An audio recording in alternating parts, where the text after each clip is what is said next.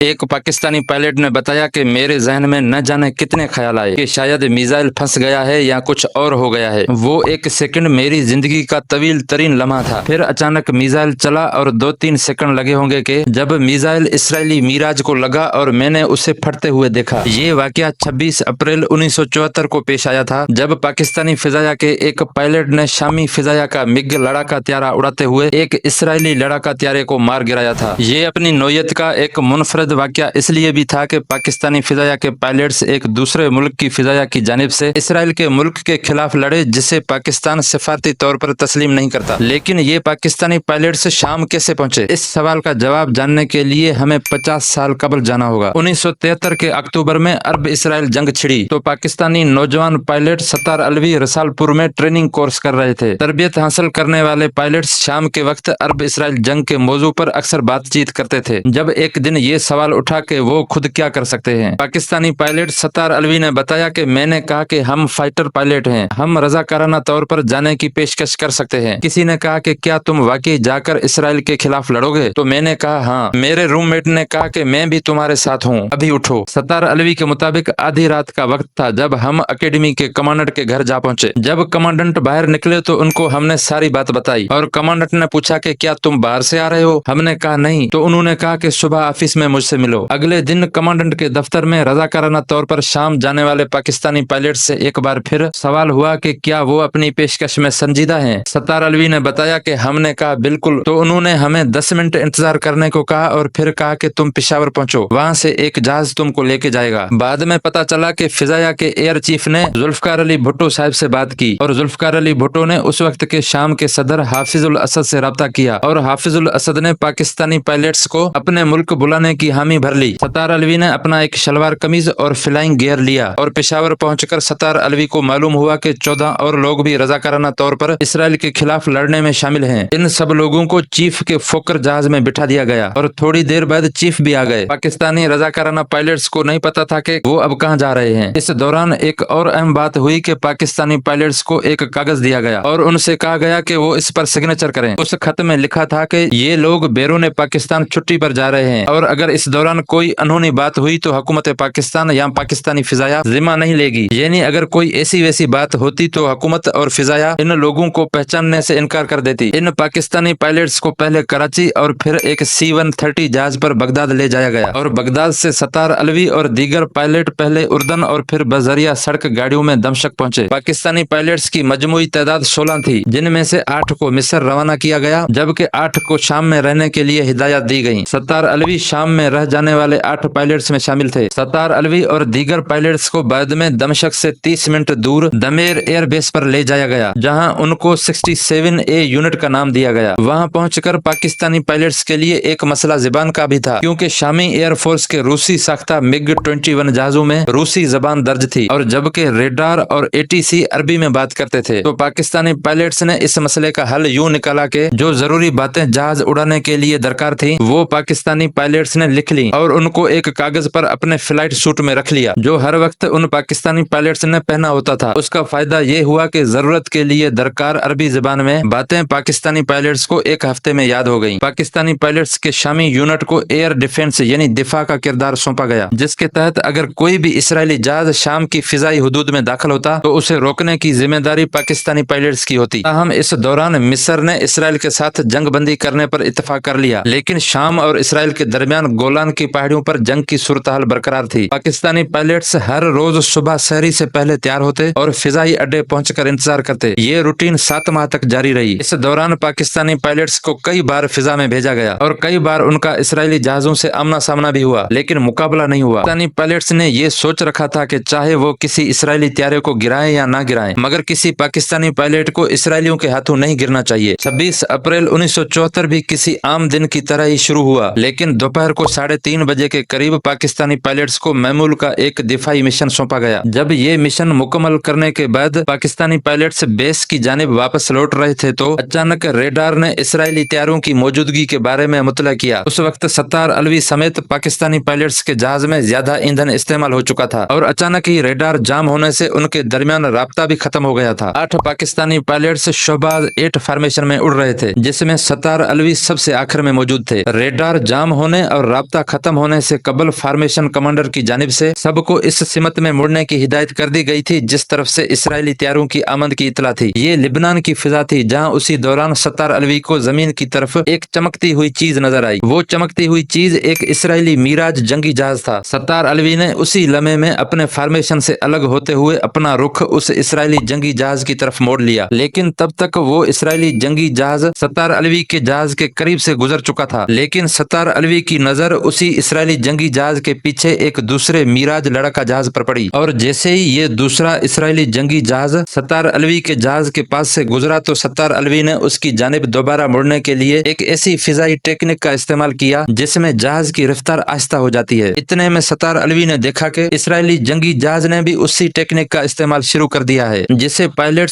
कैंची की तरह जहाज उड़ाना कहते हैं, यानी दोनों जहाज आगे पीछे हैं और दाएं बाएं मुड़ते हैं ताकि मुखालिफ के उकब में पहुंचकर उसे निशाना बना सके। उसी दौरान सत्तार अलवी ने 0 स्पीड पर अपना जहाज हवा में एक लम्हे को रोका तो इसराइली जंगी जहाज मीराज उनके आगे आ गया। लेकिन अब सत्तार अलवी को एक मसला और दरपेश था। वो ये था कि इसराइली जंगी जहाज इतना करीब था कि अगर सत्तार अलवी फौरन फायर करता तो इसराइली जंगी जहाज का मलबा सत्तार अलवी के जहाज पर गिरता। इससे बचने के लिए सत्तार अलवी को महफूज फासला अख्तियार करने के लिए थोड़ा इंतजार करना पड़ा। लेकिन सत्तार अलवी के पास वक्त बहुत कम था क्योंकि एक और इसराइली लड़ाका त्यारा अब सत्तार अलवी का रुख कर रहा था और सत्तार अलवी के जहाज का ईंधन भी खत्म होने के करीब था। इसलिए सत्तार अलवी को बहुत जल्द ही फैसला करना था। इतने में इसराइली लड़ाका त्यारे के पायलट कैप्टन लिटिज ने अपनी कमजोर पोजीशन देखते हुए नीचे की जानिब फरार होने की कोशिश की, लेकिन उसके फरार होने की कोशिश ने सत्तार अलवी को वो महफूज फासला फराहम कर दिया जो उनको फायर करने के लिए दरकार था। सत्तार अलवी ने जहाज का रूसी साख्ता मिसाइल फायर करने के लिए चुना और बटन दबाकर फायर कर दिया, लेकिन मिसाइल नहीं चला। वो 1 सेकंड से भी कम वक्त था जब सत्तार अलवी के जहन में बहुत सारे ख्याल आए कि शायद मिसाइल फंस गया है या कुछ और ही हो गया है। हकीकत में मिसाइल बटन दबाने के बाद 1 सेकंड के वक्फे के बाद ही फायर होता है और सत्तार अलवी के लिए वो 1 सेकंड उनकी जिंदगी का तवील तरीन लम्हा था। 2-3 सेकंड और लगे होंगे जब मिसाइल इसराइली मीराज को लगा और सत्तार अलवी ने इसराइली मीराज को फटते हुए देखा। ये पूरी झड़प तकरीबन 30 सेकंड में खत्म हो चुकी थी। अब अपनी जान और इज्जत बचाने का वक्त था क्योंकि सत्तार अलवी के लड़ाका त्यारे का ईंधन भी खत्म हो रहा था और एक इसराइली जंगी जहाज सत्तार अलवी के जहाज का पीछा भी कर रहा था। इसलिए सत्तार अलवी अपने जंगी जहाज को जमीन की जानिब ले गए और जमीन से सिर्फ 50 फुट की बुलंदी पर उड़ते हुए अपने जहाज को सुपरसोनिक स्पीड पर भगाते हुए शामी फिजाई अड्डे का रुख किया। इस दौरान जेमिंग खत्म होने पर सत्तार अलवी ने फार्मेशन कमांडर को इसराइली जहाजों से होने वाली झड़प के बारे में आगाह किया और रनवे का रुख किया। इतने में फ्यूल गेज 0 से भी नीचे जा चुकी थी जब सत्तार अलवी का जहाज रनवे पर लैंड कर रहा था। जैसे ही सत्तार अलवी ने अपने जहाज को रोककर स्विच ऑफ किया तो उनको लगा कि उनकी टांगों से जान निकल चुकी है। जमीन पर मौजूद अमला देख चुका था कि जहाज का एक मिसाइल गायब है। सत्तार अलवी ने शामी फौज को उस मकाम के बारे में बताया जहां मुमकिन तौर पर झड़प हुई थी, जिसके बाद एक हेलीकॉप्टर पर शामी फौजी उस मकाम पर गए जहां उनको जख्मी इसराइली पायलट कैप्टन लिटिस मिले जिन्हें गिरफ्तार कर लिया गया। सत्तार अलवी उस इसराइली पायलट से मुलाकात के ख्वाहिशमंद थे, लेकिन उससे कबल ही जख्मों की ताब न लाते हुए कैप्टन लिटिस की मौत वाक़ई हो गई। शामी हुकूमत ने सत्तार अलवी को शाम के सबसे बड़े एजाज से नवाजा, जबकि इसराइली पायलट कैप्टन लिटिस का फ्लाइंग ओवरऑल भी उनको बतौर ट्रॉफी दिया गया। सत्तार अलवी के मुताबिक हुकूमत पाकिस्तान ने कई साल एक पाकिस्तानी पायलट की जानिब से इसराइली जंगी जहाज गिराने के वाक़े का एतराफ नहीं किया और सत्तार अलवी खुद भी चुप रहा। अगर कोई उनसे पूछता था तो वो कहता था कि वो तो कभी शाम गया ही नहीं। ताहम हुकूमत पाकिस्तान की जानिब से भी सत्तार अलवी को सितारा जुर्रत दिया गया।